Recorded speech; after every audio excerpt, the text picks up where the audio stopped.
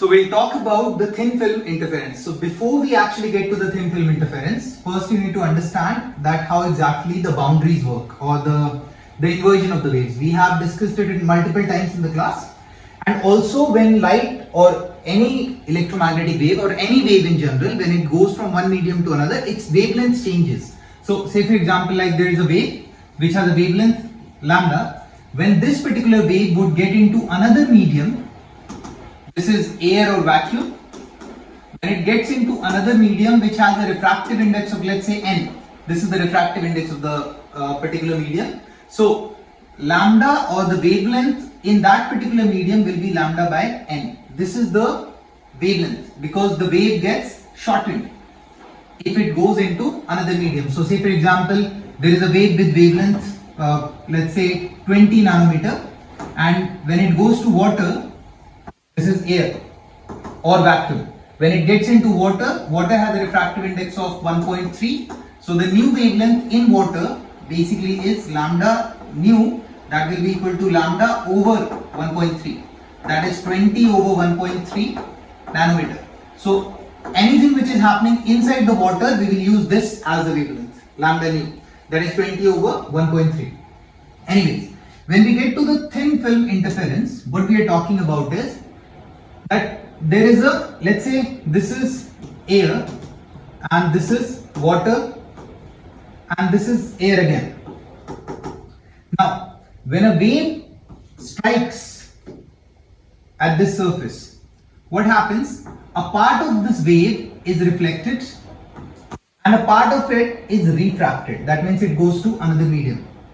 When it gets to another medium, the wavelength here has changed because this is water with some refractive index n. It can be anything. It can be water, it can be glass, it can be diamond. Now, this wave is going, it strikes at this point and it goes away. Now, if you remember the boundary conditions, whenever we go from a soft boundary to a hard boundary, that means we are going from a low refractive index, which is 1, to a high refractive index, which is anything more than 1, then the inversion happens. So here the wave will invert, and like if there was a crest, it will change it as a trough. So this is the inverted wave. There is inversion. Inversion has already happened. Now when it comes to this point, here it is traveling, and at this point what happens? This is more refractive index, this is less refractive index. So here no inversion happens and this wave will bounce back. Some part will also go like refract, but we are not concerned about that. This wave will bounce back and from this point it will refract again. Some part will reflect as well, but again we are not concerned about that. These two waves are going to interfere further. Now here there is no inversion Ni. Here as well there is no inversion in refraction, so no inversion. This wave is not inverted, this wave is inverted. So there is a path difference of, like basically this was one wave and this was another wave, exactly the same. But now what happened? This wave has inverted. So now this wave is, instead of this, it's actually reversed, like opposite.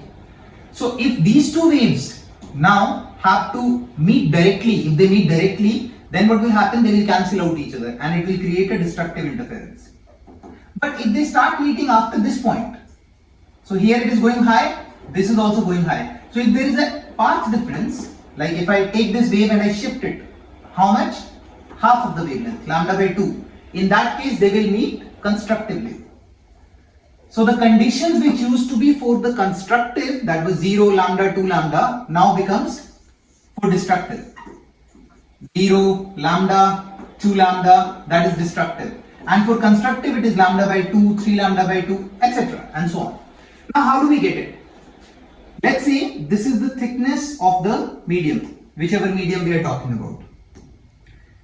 This light wave has traveled how much? This angle is very small, so we consider it almost equal to d, the thickness. This is d, this is d. So d plus d is 2d. If 2d is equal to, now this is inversion. Remember, if one of the waves are inverted, inversion, one wave is inverted, so in that case for constructive, what happens? The condition is lambda by 2, 3 lambda by 2 and so on. And for destructive, it is lambda, 2 lambda, 3 lambda and so on.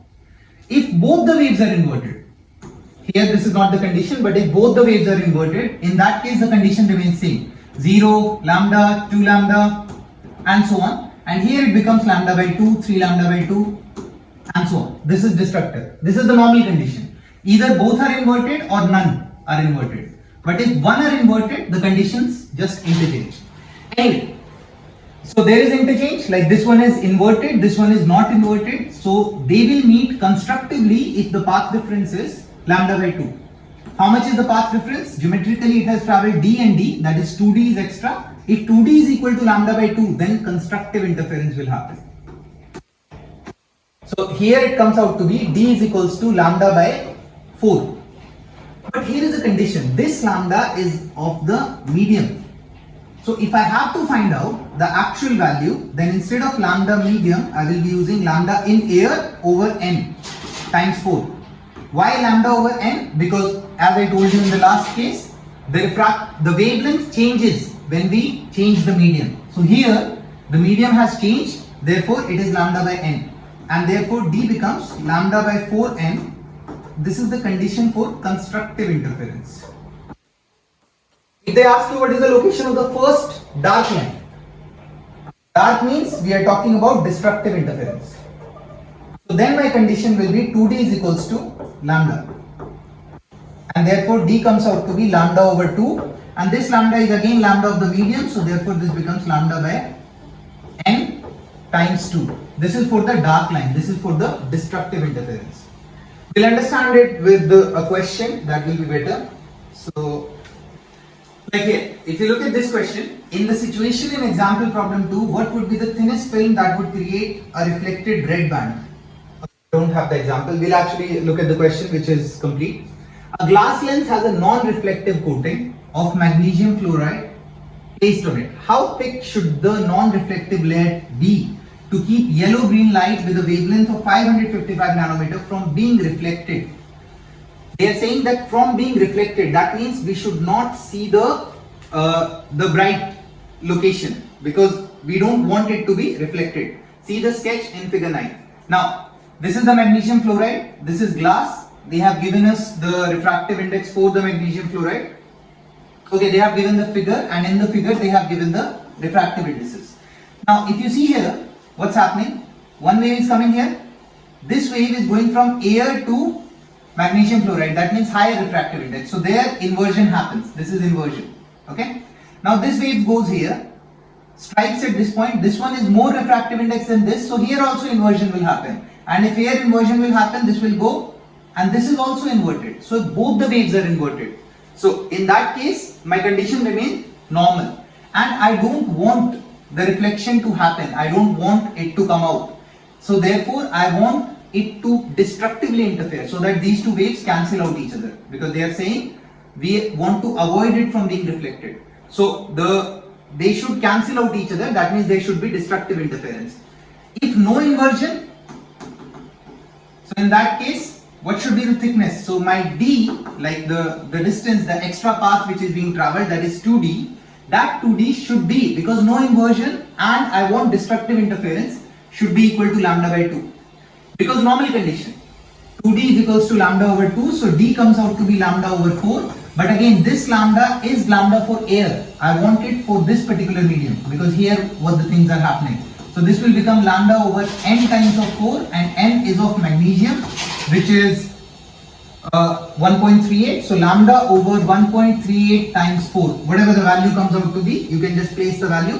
Lambda over 4 times of n of the film, which is 1.38. Just put the value, you will get the thickness, the minimum thickness which is required so that there is destructive interference. If we move to the next question, you can observe thin film interference by dipping a bubble into some bubble solution and holding the one in the air. What is the thickness of the thinnest soap film at which you would see a black strip? A black strip means again destructive interference. Destructive interference. If the light illuminating the film has a wavelength of 521. When we talk about a bubble, now let's say this is the thickness of the bubble. So this is air Inside also it's here. So here there will be reflection like inversion, and when it will come here, go here, and again here there is no inversion because this one has less refractive index, this one has more refractive index.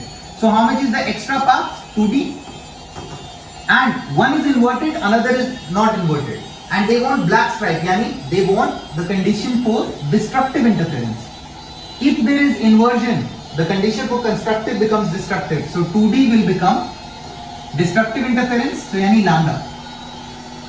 2D will become equal to lambda, but lambda for the medium or whatever it is.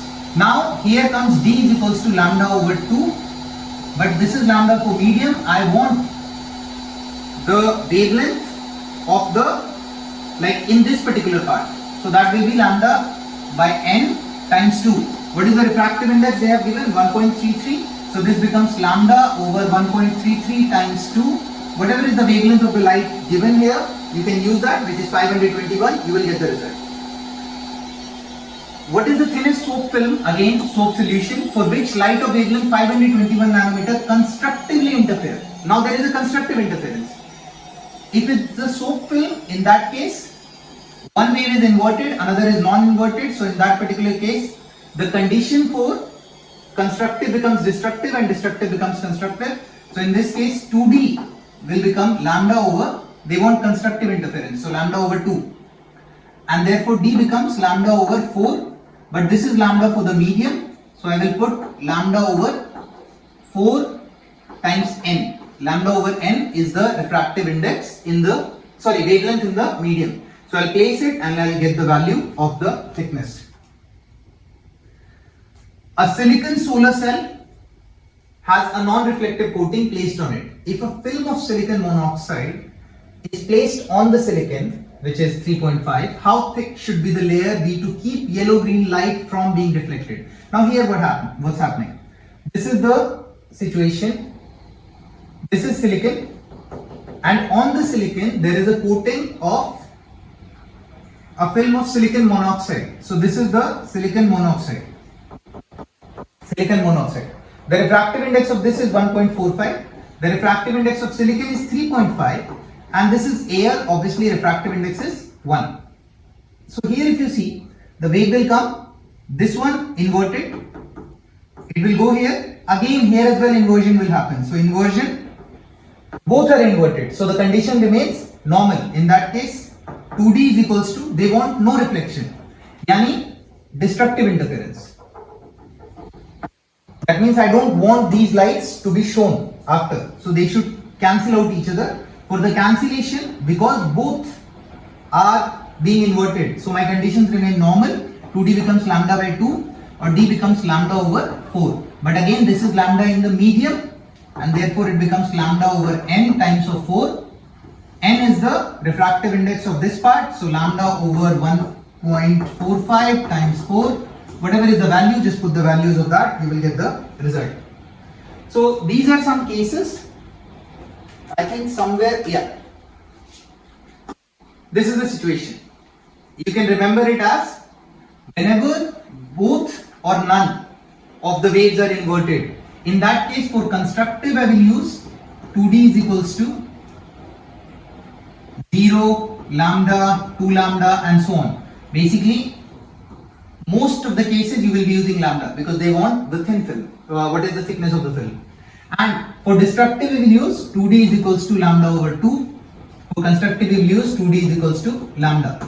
In these two cases, if only one of them is reflected, they just reverse. Here it becomes 2D is equals to lambda by 2, and here it becomes 2D is equals to lambda.